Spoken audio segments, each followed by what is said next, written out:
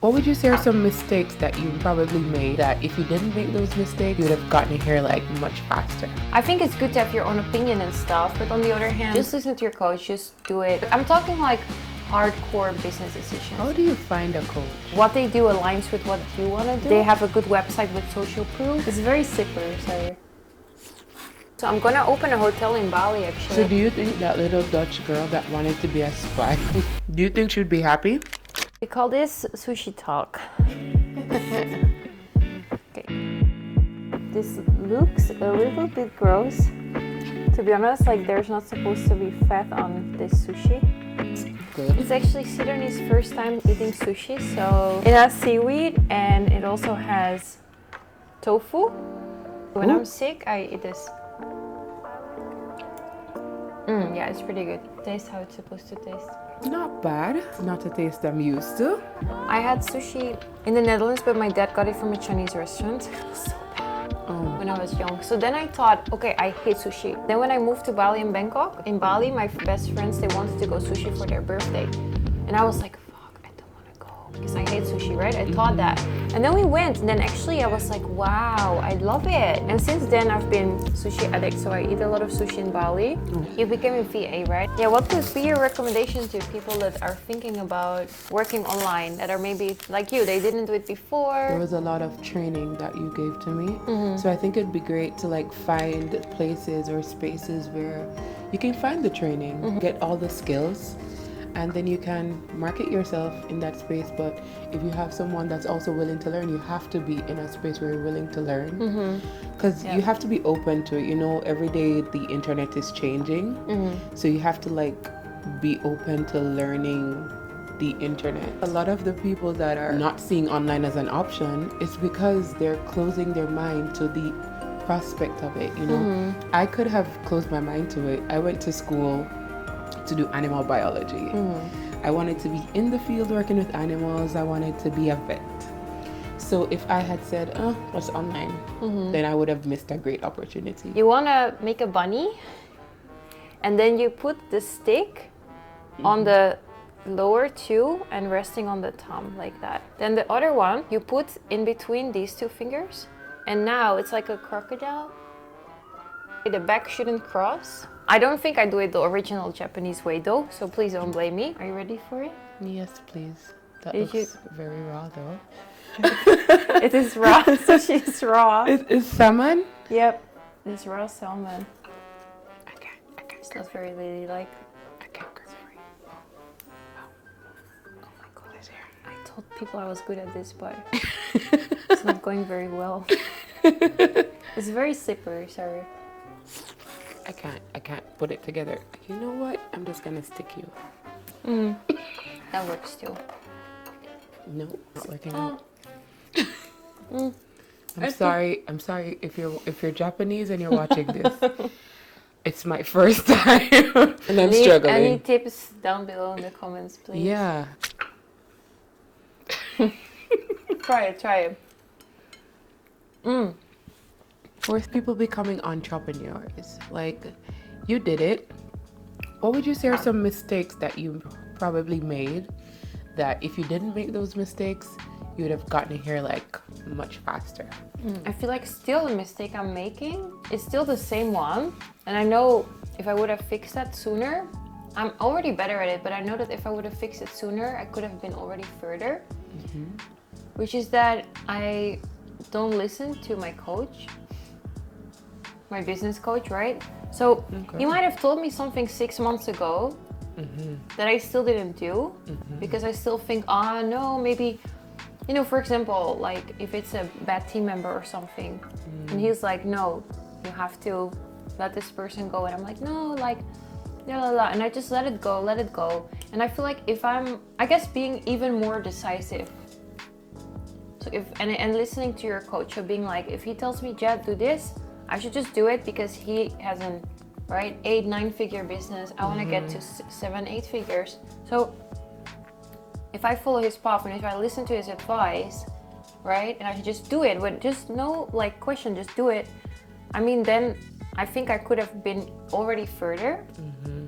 So yes, being more decisive and listening to someone who is where you want to be, you know? And you made them your coach for that reason, yeah, right? exactly, because you want the guidance. But then sometimes you're stubborn or a bit, I guess it's ego. You're like, no, I think this is better. But you're like, own decision. yeah, but you're like, actually, I didn't get there yet, you know? Right. So I shouldn't just question them.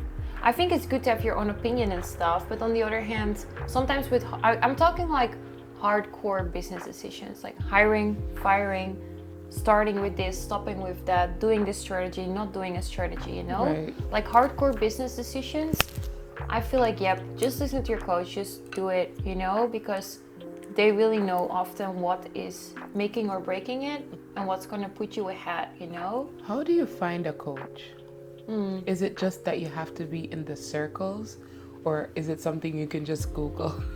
I think you can research it, but to be honest, there's so much information online that it can be hard to see who's a good fit for you or who's not. So for me, I got across my first coach via Instagram, just via advertising, I think, or, you know, feed, like most of us do.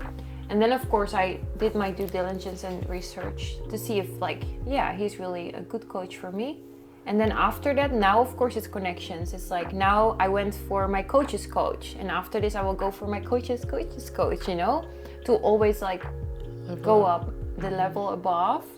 So now I know which coaches I'm going to get, because it will just always be the people above, right? To double check and know whether the coach is right for you. Of course, make sure that what they do aligns with what you want to do. Like, are they living the life you want? Are they doing the things you aspire to do? And then secondly, they have a good website with social proof, reviews, testimonials, like lots of different people, you know? Yeah. That's important. And number 3, of course, I would just hop on a call and see, like, do I vibe with these people? Is it for me? Right. What is their program exactly about? Because you can never go wrong with hopping on a call, consultation call for business coaching. Just do it, see what you feel, and if your gut says yes, then just go for it. Don't hesitate, you know, then just go for it. Yeah. But I guess, of course, a little due diligence is okay.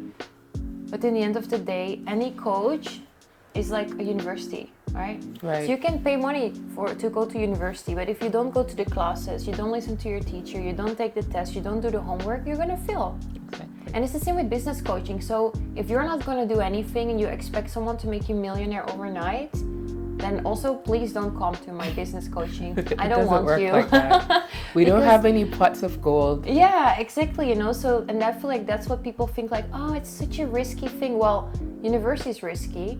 You just have to ask yourself, am I gonna put in the work? And if you're gonna put in the work, you're gonna be fine. Then it's just like school, it's just like a class. Put in the work, do your assignments, ask the teacher for help. You will get the good grades, you will get your degree. Yeah. You can get the job, you know? And business coaching is similar. It's just that, yeah, you have to ask yourself, am I gonna put in the time? Am I gonna make the effort? And if not, then you should not do any business coaching. And probably the coaches wouldn't even want to work with you. That's something we see through life. People that typically put the work in usually get the results out. 100%. It's the same thing with the gym. Same thing in. True.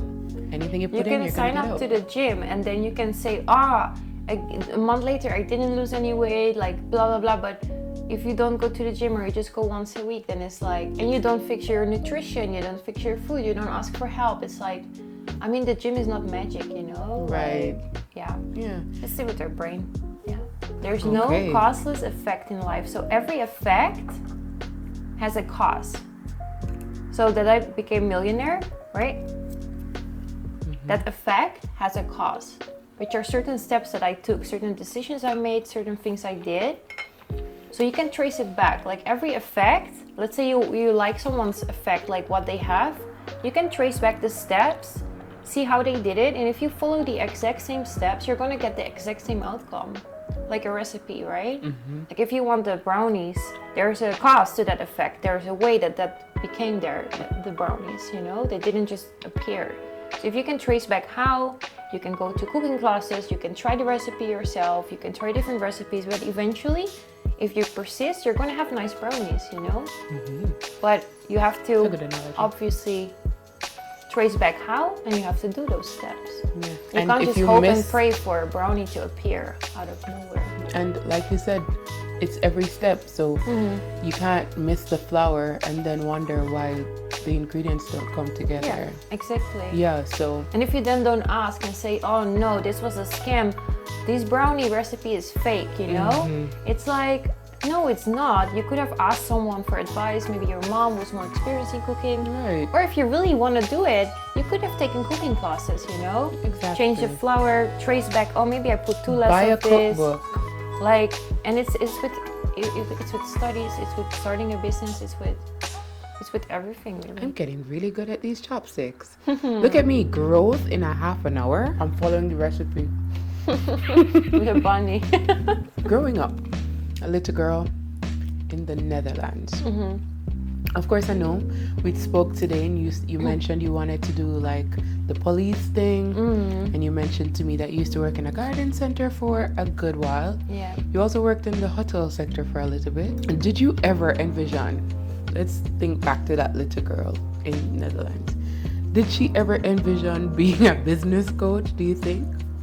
No, definitely not. I think I don't know, yeah, I think one career path was like a spy, police. The second one was, I think, hotel manager or hotel owner because of hospitality education. Pending. But yeah, that's actually something I'm still gonna do, but more out of a passion, you know. So I'm gonna open a hotel in Bali actually. I have all the paperwork ready. I'm gonna open a hotel in Bali, and for two reasons. Because I live there, so I want to build my own house and then also have place for friends and family to stay. But also secondly, yeah, I did study hospitality management, so I feel like it's kind of destiny that I also open something like that, but more out of passion, because honestly the revenue you make with that is cool, but the profit margins are not as good as online, you know. So I wouldn't do it as your primary? Yeah, as primary. It's more like, it could be cool if it covers my living costs and it covers my house there, you know. But I don't see it as like a, yeah. And of course the land that I buy is an investment, you know. The land itself is an asset. So yeah, I'll still open a hotel. But I did think as well about taking over my dad's business. Ooh, this is Ginger. So do you think that little Dutch girl that wanted to be a spy, do you think she'd be happy? I think so, yeah. Because one thing I did as a kid, I played totally spy, so I had the glasses and everything, going through my neighborhood, giving people parking tickets. Like giving people fake parking tickets. That's one thing I did. The other thing, I was developing like jet brand. So I made like booklets out of paper, like stapling them. And then I had my own logo with a stamp and everything. And I was making like pencils and stuff and trying to sell it in my neighborhood. So I feel like I was also already busy with a little bit like that business. You always had that mindset, entrepreneurial spirit. Yeah, of like selling something. And even we did circus stuff outside in our garden with the neighborhood kids. We were doing like a circus type of thing. And I was the one that was actually going by like kind of selling tickets for a show, you know, like please come watch it. And yeah, I feel like I did already have that That's very cute. business kind of mindset even as a kid.